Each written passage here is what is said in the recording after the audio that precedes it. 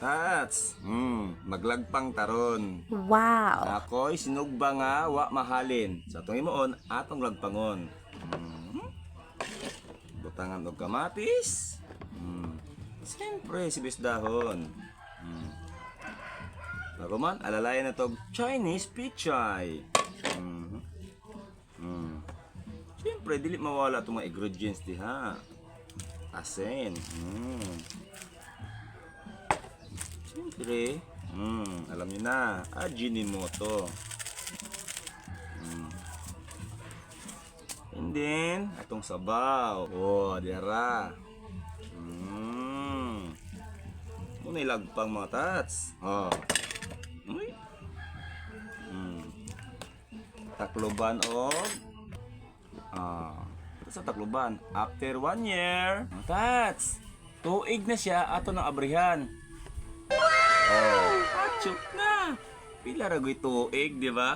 Oh, tanaw atong nilagpang.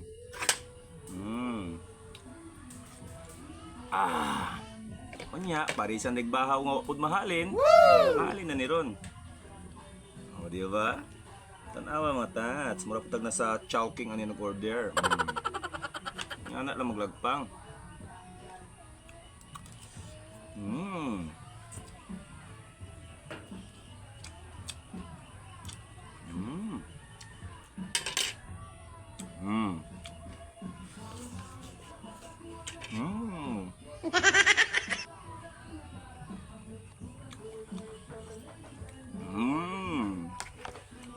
Ibahog na detso.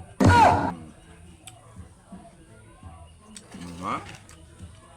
Mura pa tayong nagsabaw, di ba?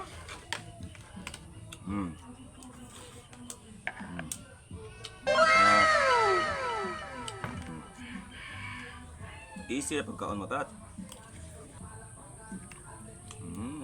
Init tayo, init. Oh, nanaputin na poslan nga isa kasudan nga wala mahalin. Simple lang mga tats, kung namoy mga pinirito dira, sinugba dira, inganaon lang ninyo pagdiskarte, inyo walang lagpangon. Asin bitsin lang, bisa pagkamunggay dia, pwede ni mahaluan. Taklobag mga pila ka minuto, pagkatod-tod. Oh, unsa pay answer? Ang nilagpang manggod og ang sinabaw lahi ra jud lasa, di ba? Siyempre ang sinabaw presko jud to sang isda. Kani sa kay pinirito man ni or sinugba man ni siya, lahi po sa glasa. Oh, di ba? So ingana lang diskarte matat. So matat, shout out sa mga bagong followers ato nga bagong sulod no. Shout out kaninyong tanan. Kung asa-asa mo mugikan nga lugar, welcome mo diri sa Balay di Taske. So shout out sa inyo. Daghang salamat sa pagsalig sa tong video, pagsuporta sa tong video. Siyempre sa pag-comment ninyo, daghan kayong salamat. Gusto mo musuyan eh. Hala, panuway mo.